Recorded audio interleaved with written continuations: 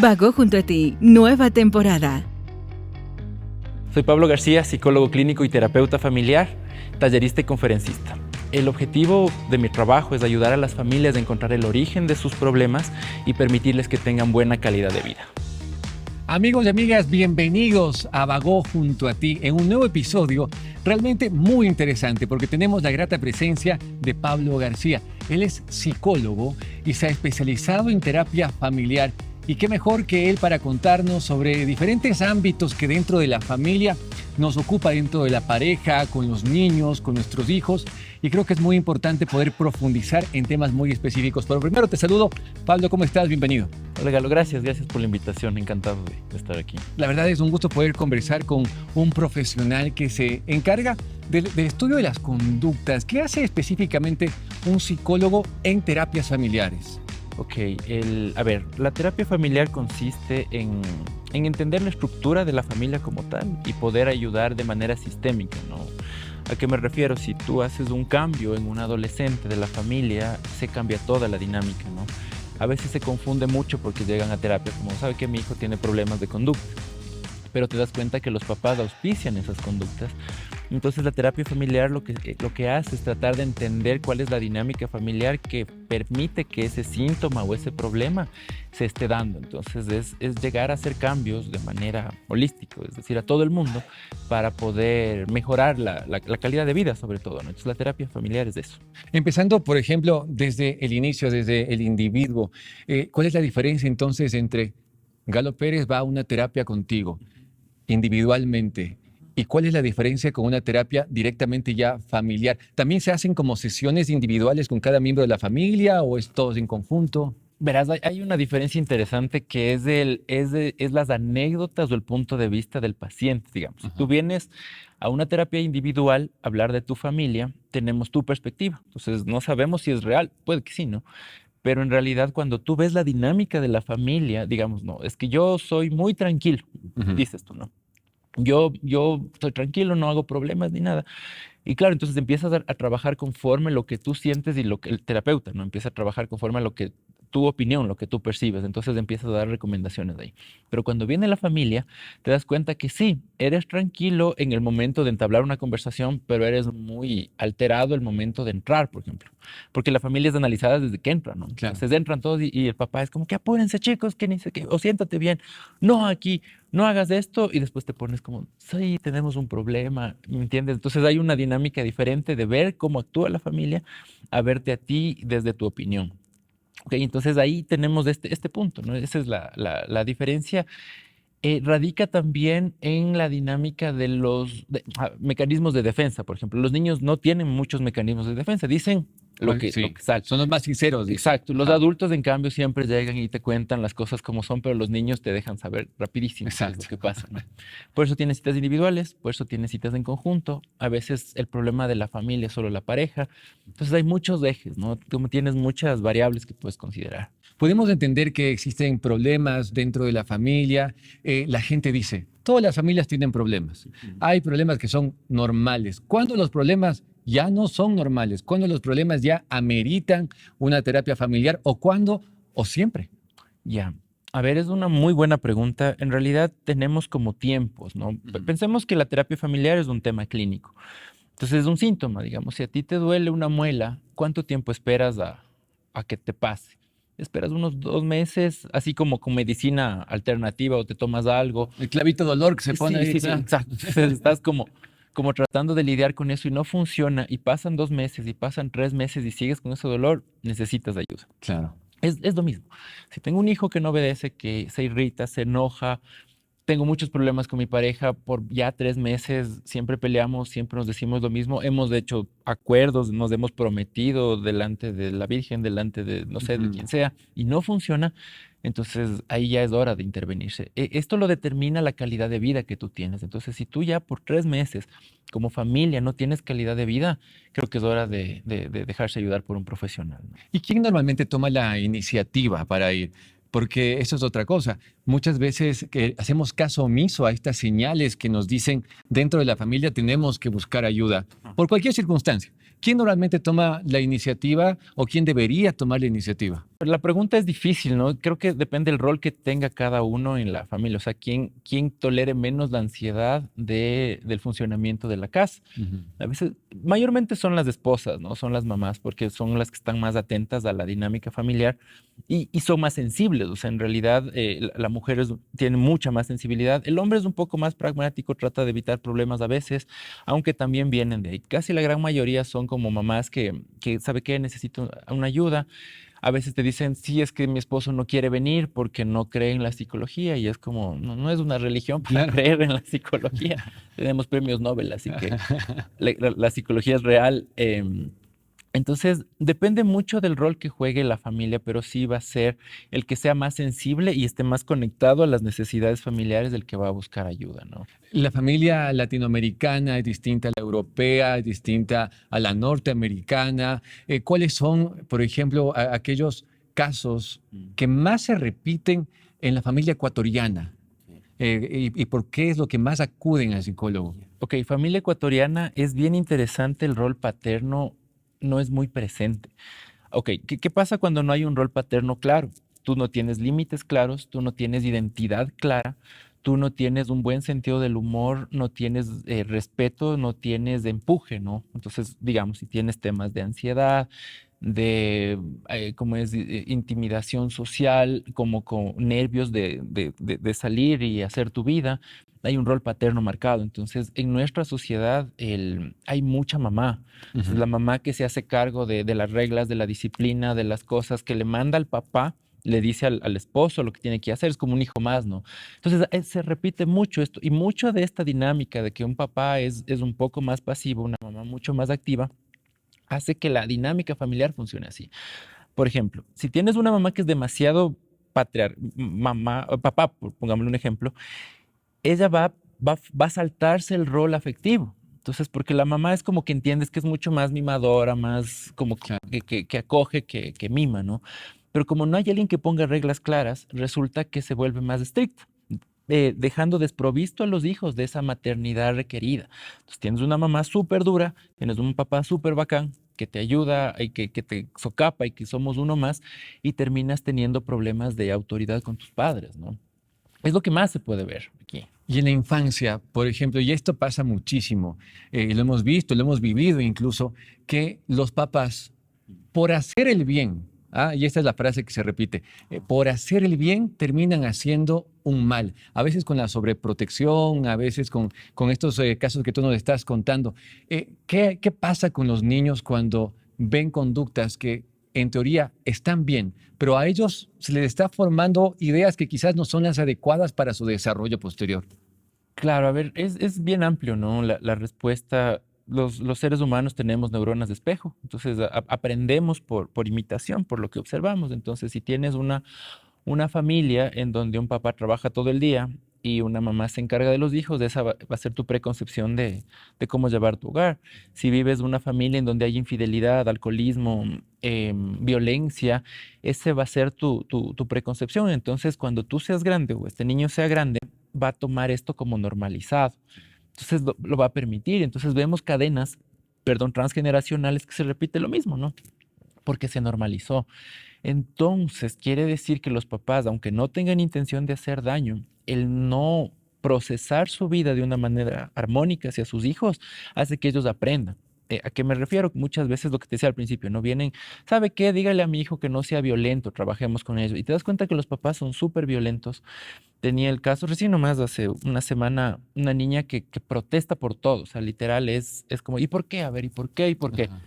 Y tú empiezas a hablar con los papás, ¿y Que por también qué? te ¿Y por protestan, qué? A claro. ver, ¿y por qué tenemos que venir tantas veces? Así como, ya ven por qué estamos aquí, es que son igualitos, o sea, tienen el mismo principio. Entonces, obviamente, la técnica en terapia es decirles de eso, pero con gracia, ¿no? O sea, no decirles, pues ahí está, usted igualita a su hijo, ¿no? Es como que creo que estoy viendo patrones parecidos en esta pequeña conversación que tuvimos, entonces tenemos que mejorar un poco la familia. Entonces ahí sí empieza esta conducta y esta terapia en grupo, ¿no? Porque vemos que no es el guagua, Claro, es la familia la general. familia, ¿no? Si vemos, tengo otro caso en donde este niño es bien agresivo, o sea, es bien, bueno, hace bullying, ¿no? Entonces él es el bully del grupo. Y vas a la casa y ves a la dinámica familiar y el papá se ríe todo el tiempo, se burla, o sea, su risa es burlona, hace Ujú. chistes groseros, imperceptibles, claro, pero se entienden. Entonces preguntas a la mamá, porque tuve una cita individual con la mamá, y resulta que dice que él entre los amigos es demasiado molestoso, entonces el papá, ¿no? Entonces el hijo aprende, por identificación empieza a hacer lo mismo en el colegio. Entonces es súper interesante cómo se proyecta y se normaliza cualquier conducta infantil viene dada desde la casa, ¿no? Es por eso que la primera cita familiar o de un niño, yo les veo a los papás siempre. Ujú. O sea, no le veo al niño directo nunca. Siempre tengo que conocerles, verles cómo son y ahí empezar el proceso. Y tiene que ver mucho con la responsabilidad de cada uno y de saber si es que uno está preparado, por ejemplo, para formar una familia, ¿no? Saber que se ha podido tratar a nivel psicológico ciertas costumbres que podrían malograr quizás en el crecimiento de los niños. Cuando una pareja también antes de tener su familia, antes de tener hijos, deberían sanar estos episodios que pueden tener en su conducta? Es buena pregunta también. Nosotros como ecuatorianos no tenemos una cultura de prematrimoniales Claro. como funcionales, ¿no? Tenemos una conducta de prematrimonial que es Como un poco requisito. más requisito, como el, Claro. el prebautismal, ¿no?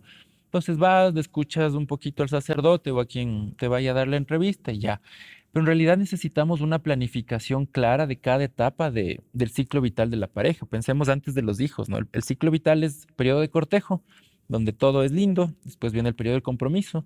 Después viene el periodo ya de la formalización, los hijos chiquitos, adolescentes, adultos, etcétera. Entonces, creo que necesitamos construir una cultura de cómo llevar cada ciclo vital, cada estadio del ciclo vital, ¿no? Porque claro, como tú dices, ¿no? Cuando empezamos un matrimonio o empezamos una relación, solamente lo hacemos desde lo que sentimos. Siento que quiero, que te quiero, siento que me quiero casar contigo, pero no lo planifico. Ok, ¿qué pasa con la economía, con las familias, con las costumbres? ¿Qué pasa con la crianza de los hijos, no? Ujú. Hay muchas familias que vienen a consulta porque tienen diferentes religiones. Entonces, tu primera pelea es en el bautismo del niño. Claro. Ahí arranca todo el relajo, ¿no? Es como que no, es que yo soy evangélico, yo soy católico, pero tiene que bautizarse. No, y nunca pensaron en eso, o sea, nunca hablaron de eso. Se casan con tarjetas a tope y la otra persona tiene su economía estable.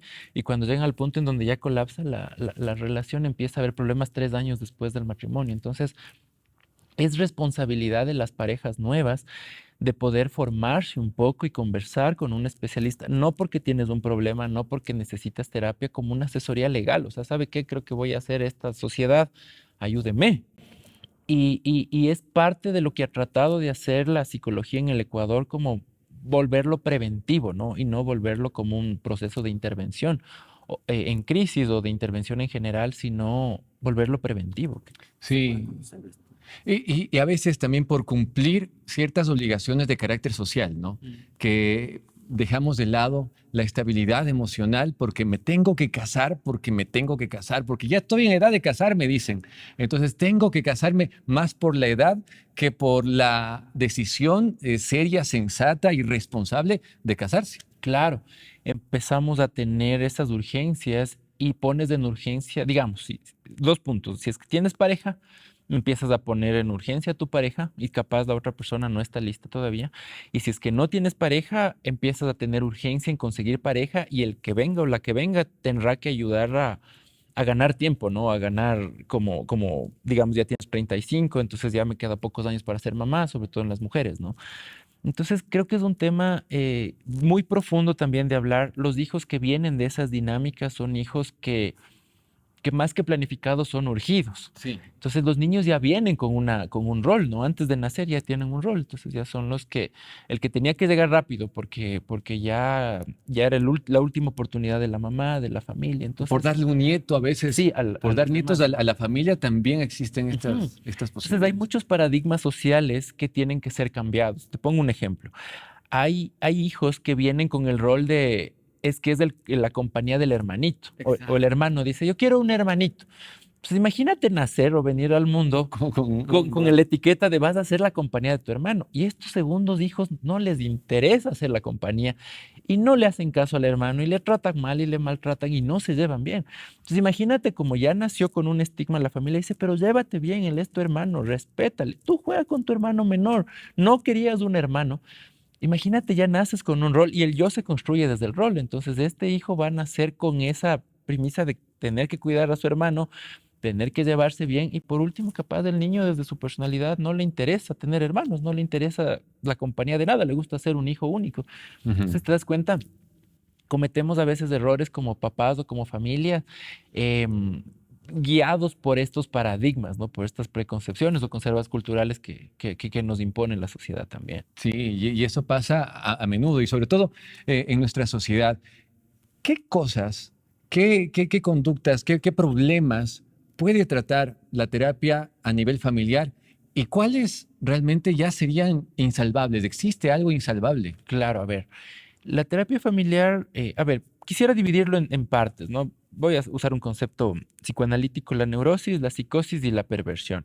Ujú. Pensemos que neurosis es cualquier tipo de crisis que es salvable, ¿no? Como la ansiedad, la violencia, o sea, la microviolencia en la familia, las adicciones, los problemas de algún tipo de falta de comunicación, de disciplina en los hijos, de triangulación en los hijos, es decir, los papás no se comunican bien, entonces yo voy al uno cuando me conviene, voy al otro cuando me conviene, la indisciplina en la escuela, falta de reglas, límites, etcétera. Es como que si la englobamos en la neurosis es como todo lo tratable. Ujú. La psicosis podría ser como situaciones que ya tienen más una profundidad física, ¿no? Por ejemplo, tienes papás que tienen esquizofrenia o papás que tienen trastornos bipolares o cosas ya más profundas psíquicas, ¿no? O tienen adicciones severas a cierto tipo de sustancias, o son agresivos o violentos, o corre riesgo la familia. Es un tema que ya no se la trata tanto en terapia familiar, aunque se lo puede hacer, pero necesita un equipo interdisciplinario, como un psiquiatra para un familiar, como un trabajador social, o la intervención de la policía, como estas órdenes de que les cuidan para que no sean violentadas. Sí. Se puede manejar, pero es más complicado. Y lo que no es tratable es la perversión, que son ya conceptos de maldad pura, ¿no? No he tenido yo casos en ese estilo en la consulta privada, se ve mucho más en la salud pública. Mm, Trabajando en el Ministerio de Salud tenía casos así, ¿no? Entonces, perversión significa ya gente que es mala, o sea, gente que ya tiene deteriorado sus funciones mentales superiores, son gente que viola, que agrede, que sociópatas, o sea, son padres de familia, sociópatas, madres de familia, sin un valor empático de los hijos que pueden ponerle en riesgo, en violencia. O sea, ese tipo de cosas ya no funciona como terapia familiar, funciona con distancia, funciona con un manejo individual y precautelando a las víctimas o a las personas más vulnerables, ¿no? Entonces, tal vez es la explicación más clara que puedo dar. Lo primero sí, lo primero se puede trabajar en todo. Y hay una evolución, hay un cambio permanente, quizás las conductas a nivel pareja, a nivel familia, van evolucionando de acuerdo al entorno o ya son conductas que son parte del ser humano desde siempre, o lo que está pasando ahora en la sociedad es algo que puede incluso deteriorarse aún más y cómo están preparados para eso, de ser el caso. Ya, esa es una pregunta amplia también, ¿no? A ver, tenemos, toda familia y toda sociedad es dinámica, entonces tiene como, es cíclica, ¿no? Entonces llegamos a algún punto en donde volvemos a repetir patrones, como ahí está lo vintage y ahí está lo moderno, entonces casi siempre es como cíclica. La familia tiene un cambio que es un poco más expansivo, creo que se va adaptando, la tecnología ha hecho que la familia de alguna manera genere nuevos problemas, ¿no? Entonces ahora tenemos, a ver, pensemos en nuestra generación. Papás de 40 años están teniendo dificultades porque son como el eje de transición entre la vieja escuela de los papás severos, castigadores, que Claro. pegaban y todo, y los más light, como que yo ya hablo, yo ya entiendo. Entonces sus hijos empiezan a ser un poco menos jerárquicos, o sea, es como que somos más amigos, ya no hay el usted, casi no hay, no sé si te has No, dado claro, cuenta, es claro, ya como, no. oye, A ver, pa, ni el saludo. claro, es como que, Sí, oye, sí. ma, oye, pa, o tal cosa. ¿Y por qué yo? O yo no, a mí, yo no quiero comer eso. Entonces tienes dinámicas de este estilo. Entonces quiere decir que la siguiente generación va a ser un poco más sutil con la que va a tratar de ser un poco más elaborada de la que previamente hubo, ¿no? Esto nos deja muchas debilidades, como nos deja vulnerables también, porque los hijos necesitan tener disciplina y amor. O sea, tiene que quedar claro. pero se trabaja en los padres más modernos en donde se necesita que usted sea más firme. No, pero mi hijo es un poco más conversador. Es como que no, los niños son manipuladores desde chiquitos, es inconsciente, es un principio. Yo sé que hay mucha gente que va a diferir en eso, pero los niños, si tú le das la oportunidad y ellos entre elegir lo que les conviene y lo que deben hacer, siempre van a elegir lo que les conviene por principio de placer infantil, o sea, porque es más agradable hacer lo que me gusta que lo que debo hacer. Claro. Entonces vas viendo familias que van evolucionando así, obviamente los cambios sociales, la política interna, la pandemia mismo, ¿no? Genera familias interesantes, familias digitales, familias cohesionadas, el papá ya no se va, el papá se queda todo el día, entonces todo el día pasan todos en la casa, ahora el que sale es del hijo, porque es el Claro. único que va a la escuela.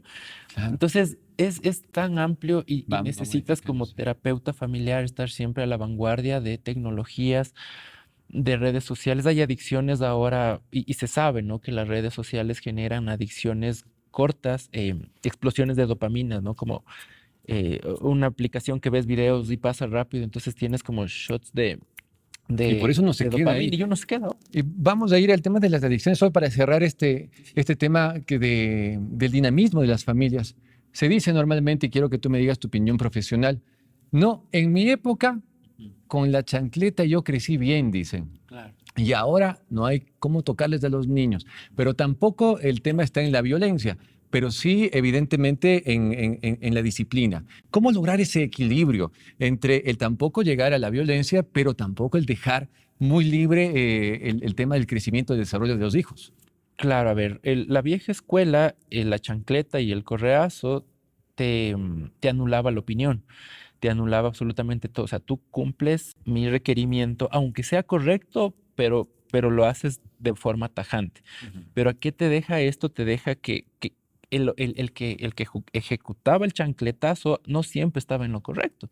A veces era la opinión propia, entonces es como demasiado amplio como para decir, ok, eso funcionaba. Es como que simplemente yo pienso que está bien que para ti y tu disciplina que hagas esto, toma, tenga, un golpe. Ahora, como hay más información, como los niños también tienen más opinión, o sea, los niños ya nacen con personalidad y te dicen, no Sí. quiero, ¿por qué me pegas? Voy a avisarle a mi abuela, al profesor, etcétera. Entonces, ha dado que la gente pueda tener un poco más de preparación en este aspecto. Lo que necesitamos es que las mismas reglas sean impuestas, o sea, es como que tienes que dormir temprano, tienes que saludar, despedirte, comer, portarte bien, hacer bien las cosas, solo que el método cambia de los golpes a consecuencias lógicas, por ejemplo. Ok, vamos a hacer un acuerdo. Si tú no haces deberes o yo veo una nota mala, te quedas sin PlayStation por una semana. ¿Estás de acuerdo? Sí, estoy de acuerdo. Ok, entonces cuando viene esa mala nota, lo que hago es como, ¿sabes qué? Quedamos en esto, tú y yo negociamos, así que por favor, te quedas sin Play. Entonces, los chicos empiezan a entender las consecuencias lógicas y empiezan a razonar su disciplina versus la Claro. otra que era disciplina de emergencias, como que, te portaste mal, toma para que no te portes mal. Pero no había una negociación previa ni una conversación posterior, es como poner, yo suelo hacer ejemplos es como poner la ley sobre la marcha. Y que después se repite, como habíamos hablado, este comportamiento ya no a nivel de hijos, porque ese nivel de violencia se puede repetir a nivel laboral, con los amigos, en el colegio, en la universidad. En Con el las trabajo. mascotas. Con las puedes mascotas, verlo, claro. ¿no? Los niños grandecitos les jalonean a los perros, les pegan, porque fueron criados así. Entonces, sí, evidentemente no es un recurso la violencia. Creo que necesitamos entender y crecer como papás. Hay un montón de opciones de escuelas para padres para estas cosas, ¿no? Pasemos un ratito a hablar de las adicciones, porque sin duda modifican la conducta de las personas, modifican la conducta de los seres humanos, y esto va en desmedro del comportamiento a nivel social, a nivel del núcleo principal de la sociedad que viene a ser la familia. Las adicciones, ¿cuándo las podemos considerar como tal? Porque decías hace un ratito, estoy en la red social y subo y subo y subo y subo y la gente lo puede ver como normal y dice, pasé 30 minutos en esta red social y qué chistoso. Pero ¿en qué punto ya deja de ser chistoso? Claro, a ver, creo que clasifiquemos las adicciones modernas, ¿no? Adicciones modernas en su mayoría son digitales. Creo que a diferencia de las anteriores que siempre han existido como a sustancias, como a dinámicas, las actuales son ensimismadas, ¿no? Entonces, ¿cuál es la adicción moderna? Que yo tengo mi teléfono y yo tengo una red social. y termina siendo ensimismado, aunque es compartido. Por ejemplo, hay chicos que son adictos a los videojuegos, pero dicen es que estoy con mis amigos, o sea, estoy socializando, ¿no? Porque están en Discord, están jugando, yo qué sé, Fortnite, pero están con todos los amigos conectados. Pero está solo auspiciándose esa adicción porque están ensimismados. En realidad no tienen un contacto formal como jugar en la calle, como jugar pelota, no sé. Exacto. Entonces, más o menos tenemos que ver que una adicción de redes sociales estaríamos hablando de pasar una hora sin ningún tipo de cambio. Por ejemplo, tú tienes pausas activas cuando trabajas. Tú estás trabajando y a los 40 minutos, a los 50 te levantas un poco, te relajas, te Claro. contracturas y sigues trabajando. La adicción en la red social es que yo me quedo así literal hora y media y no me he movido. O sea, Y no me importa y pierdo sentirme el tiempo mal. y sí, exacto. O procrastino tareas, ¿no? Entonces creo que por ahí empieza.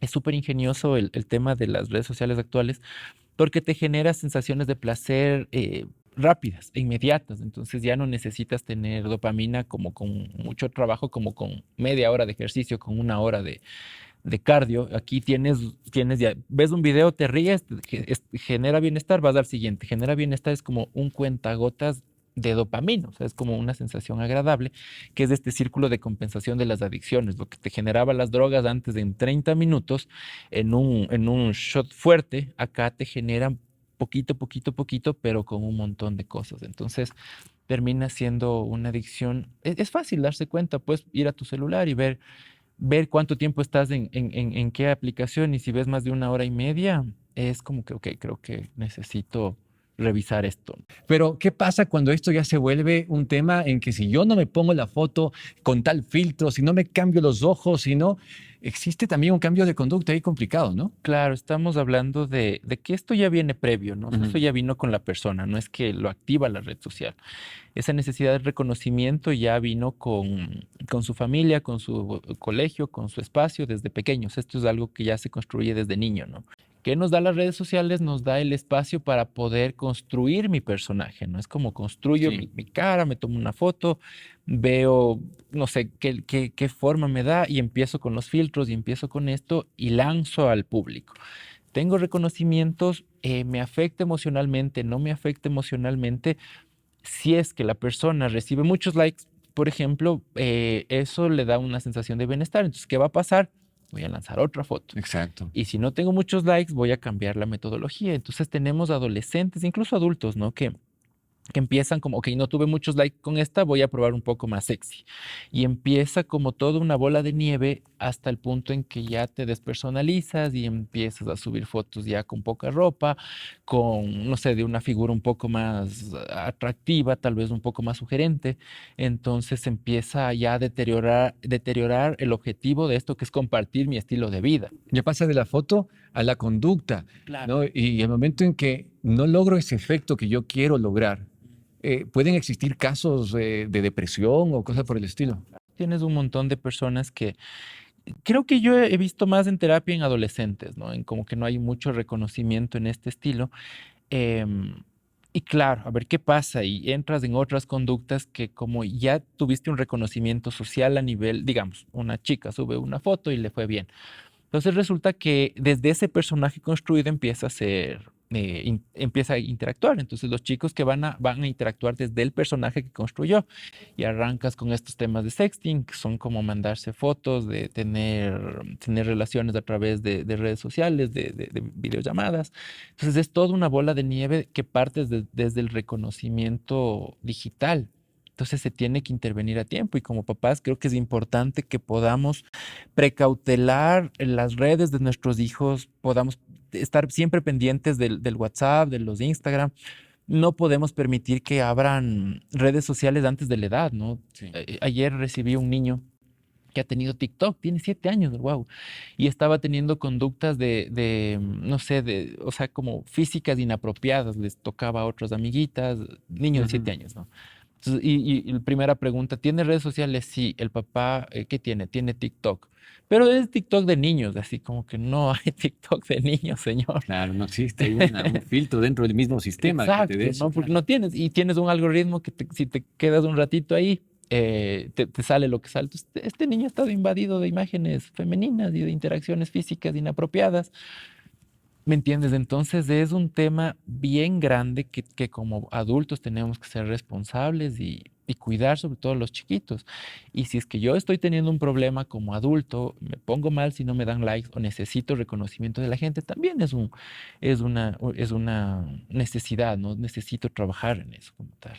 Sí, y conductas que tienen que ser tratadas siempre como un profesional. No tener miedo a ir al psicólogo, a ir a terapia de manera individual inicialmente, o si ya lo vemos como un tema familiar, hacerlo de manera familiar. Pablo, te queremos agradecer muchísimo. Antes de terminar, quisiéramos que envíes un mensaje precisamente para que la gente se anime, porque hay inconvenientes, hay problemas que en este instante pueden estar apareciendo. Y que si son tratados a tiempo, pues igualmente pueden desvanecer, pueden ser tratados y no convertirse en inconvenientes mucho más grandes. Ok, gracias por la invitación. Encantadísimo de haber venido. A ver, ¿qué podemos decir a las familias y a los padres, ¿no? Tenemos hijos en diferentes etapas. Tenemos nuevas problemáticas infantiles como el tiempo en redes sociales, el tiempo en tecnología de entretenimiento. Cuidemos que no pase de la hora y media en los niños, o sea, que jueguen lo que tengan que jugar, no más de ese tiempo, porque van a alterar su conducta social, su manejo de emociones, su perspectiva familiar incluso, ¿no? En los adolescentes pasa lo mismo, las redes sociales necesitamos cuidar el tema de cómo se proponen físicamente, o sea, cuál es su propuesta física con sus amigos, entonces cuidemos que no tengan chats, fotos inapropiadas, manejo del cuerpo. Incluso el tema del sedentarismo viene dado por el hecho de las redes sociales que no están controladas, ¿no? Porque yo me quedo en mis juegos y yo no quiero saber nada. Procuremos tener actividades clásicas como salir, pasar tiempo con los hijos, pasar tiempo en familia, hacer actividades de campo, etcétera. No caigamos en esta tecnologización de todo, porque obviamente los seres humanos somos seres sociales y necesitamos trabajar desde esta sociedad. Creo que como familia mi recomendación sería cuidemos a los más vulnerables, no nos confiemos tanto. Los chicos que vienen ahora ya vienen con otro chip, son súper inteligentes, Sí. es increíble cómo son. E incluso sus evaluaciones, me di cuenta, estaba revisando estas evaluaciones de los exámenes Transformar, son mucho más elaboradas que las que nos tocó a nosotros. Claro, Tienen claro. una abstracción más compleja porque son más pilas. Entonces cuidemos de esto, no nos confiemos, siempre pensemos mal, o sea, pensemos como con segunda intención para precautelar de nuestros hijos y obviamente cuidemos la estabilidad familiar porque eso también les puede deteriorar. ¿Y qué piensas tú, Pablo, de este espacio que ha sido creado, Vagó junto a ti, que precisamente busca dejar este tipo de mensajes? Me pareció una propuesta bien interesante. Creo que el poder acercarte a los personajes que en sus diferentes campos, no sé, trascienden, dejan una huella. Pero verle al ser humano, tal vez al ser humano hablando profesionalmente, creo que te da como que te anima, Sí. ¿no? Y gracias por haberme tomado en cuenta en esta propuesta. Gracias a ti, Pablo, porque es importante tener esa mirada, sobre todo para poder aportar, dejar un mensaje a través de este espacio de Vagó junto a ti. Mi nombre es Galo Pérez y nos veremos en una próxima oportunidad. Muchísimas gracias, Pablo. Gracias a ustedes por su compañía. Porque en Vagó nos apasiona la salud y la vida.